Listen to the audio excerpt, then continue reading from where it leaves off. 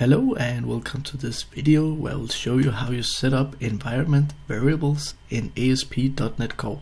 It's actually pretty easy to do, and once you got the hang of it, it's very easy to use the environment variables. So the first thing I will do is to open a new project, and this will just be a web app, ASP.NET Core web app, and it doesn't matter what we call it. We just say next, and we use framework.NET 6. So now that the project is created, I want to go to the properties, and inside here we have the launch settings, so open that file. And as you can see in here we have a profile section where we have the web application 7. It's the one that we're running if we hit the run button now. And if I just open this, we can see that I also have a IIS Express that I can run, and it's actually this one. So now that you can see that we can run a profile by its name, we can go and see that it has environment variables. And right now it only have one variable called ASP.NET Core environment, and they both development. But if you want to change it, you can just change this to production instead. So now we actually have an environment for development and we have an environment for production. But let's say when you're in the development environment, you want to use a certain URL for the API to call a API that is local, and when you do it in production, you want to use another URL for the API because you want to use the API that's maybe already live, or the API that is actually in production already. So the thing we can do is to copy and paste this line. It will automatically set the comma, and then we will call this API URL, and we will change it to something like HTTPS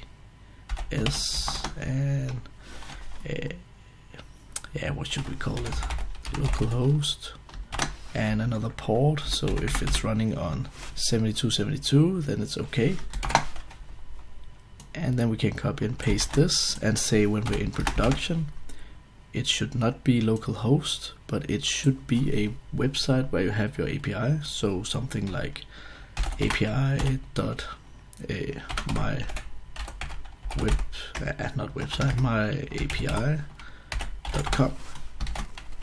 So when you run the application like this, web application 7, you will target the local host. But if I run it as the IIS Express, we will hit the api.myapi.com. And in just a moment I will show you in the code a nice way, a clean way to fetch the environment variable so you can use it inside your code. So first of all, let's go to the app settings.json, and inside here we want to make a new section, and it should be called URLs. You can call it whatever you want.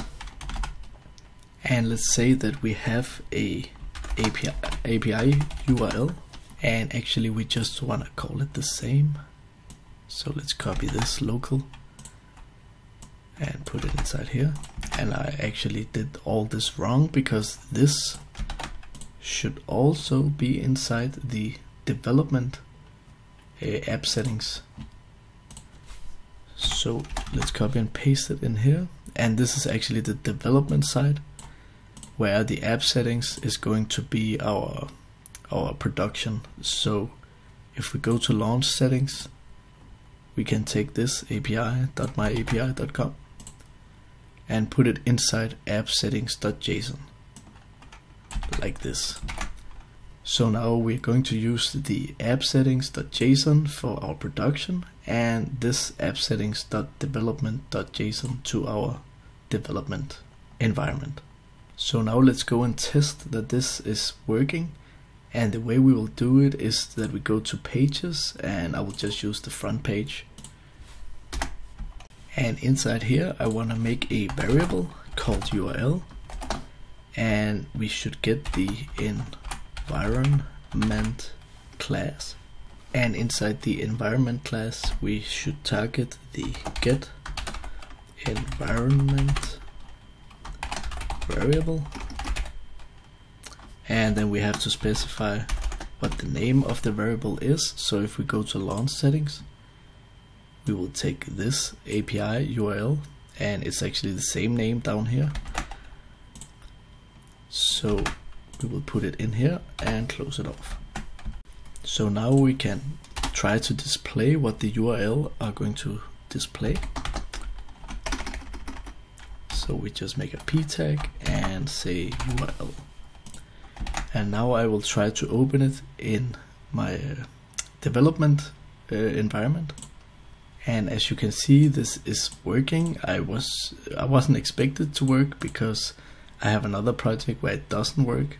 So if it's not working for you, then it's okay, because I have another solution on how to set it up. But we have already set up most of it right now. So don't worry, it's just a little adjustment we have to do. But for now, I will try to open it in production environment instead. So if we open this IIS Express now, then we should get the other URL. And now we get the api.myapi.com. So if it did not work, then this might return null, and you don't want to have that. So we have to go to program, and then underneath the builder, we have to set the environment variable manually. So we say environment, and then we say set environment variable.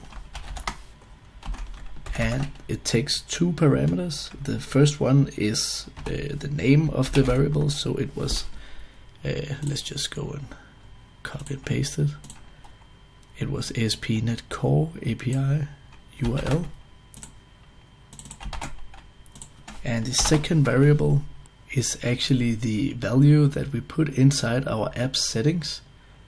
So we put a new section called URLs, and under that we have API URL, and then we want to get this value, because if we are in production mode, we will get this URL, and if we're in development mode, it will automatically take this file instead and use this one.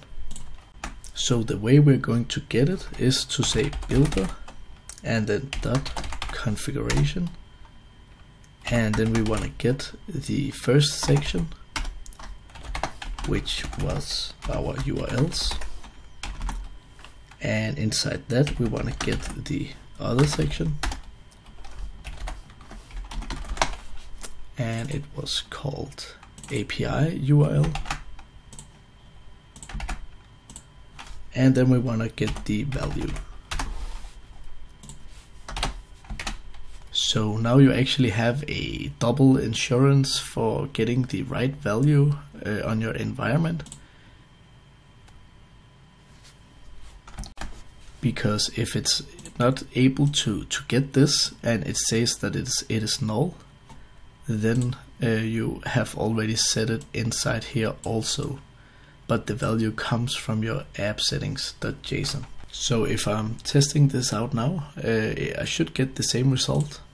So let's open the production environment. And you can see we still get the api.myapi.com. And I actually think if we remove this, we should get the same result.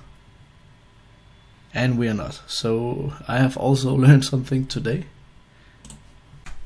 However, this is basically how you set up the environment variables, and you check which environment you are in. But as you could see, remember to have the values both places, both at the app settings.json and in the launch settings. As you might see, I actually messed it up. It was actually this one I had to delete, and not the other one, because of course if I delete this one, then we initialize this variable again, but with an empty string. So if I go to my launch settings and I delete this also, then we might get the right result again. And yeah, that was. So yeah, sometimes it can play games with you if you're not totally focused on what you're doing. But I hope this gave you a good understanding on how environments works and how you can use it. You can of course put as many variables you want inside here. So if you have your own variables you want to use for the environment, you can just go and put them. But I think that was all for this video. I hope you enjoyed the video, and please like and subscribe if you like it. And else, have a nice day. Bye.